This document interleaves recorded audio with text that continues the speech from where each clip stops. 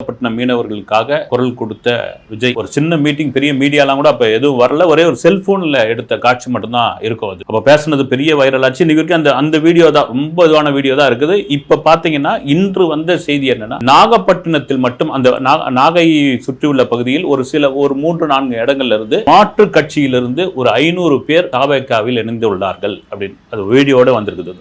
அவங்கெல்லாம் தாழ்வை போட்டு வர வைக்கிறாங்க. இது நடக்கிறது தானங்க. ஒரு புதுசா ஒரு கட்சி ஆரம்பிச்சு அதுல இருந்து வரது, அப்புறம் இங்க இருந்து போறது, இன்னும் எலெக்ஷன் நெருங்க பாருங்க, இன்னும் நிறைய காட்சிகள்லாம் இருக்குது. இதுக்கே இப்படி இது டீசர் தான் இது, அப்புறம் ட்ரெய்லர், மீன் பிக்சர்லாம் இருக்குதுன்னு சொல்லுனா கூட ஓகே. ஏன்னா விஜய், நான் திரும்ப சொல்றது என்னன்னா, இவருக்கு அரசியல் ஆக்கி கிடையாது, இவருக்கு வேலைக்கு ஆக மாட்டார், இவருக்கு என்ன தெரியும்ன்ற மாதிரியான ஒரு விஷயங்கள் இருக்கும் பொழுது, இரண்டாவது அவருடைய கட்சியை சார்ந்த அந்த ரசிகர்கள் தொண்டர்கள் மனநிலைக்கு வரல, அவர்கள் ரசிகர்களாக தான் மட்டும்தான் இருக்கிறாங்க, விசிலடிச்ச குஞ்சுகளாக மட்டும்தான் இருக்கிறார்கள் அப்படின் பொழுது, நீங்க நாகப்பட்டினத்தில் 500 பேர் தாவேகாவில் இணைந்துள்ளார்கள். இது கவனிக்கத்தக்க வேண்டிய ஒரு விஷயமா மாறி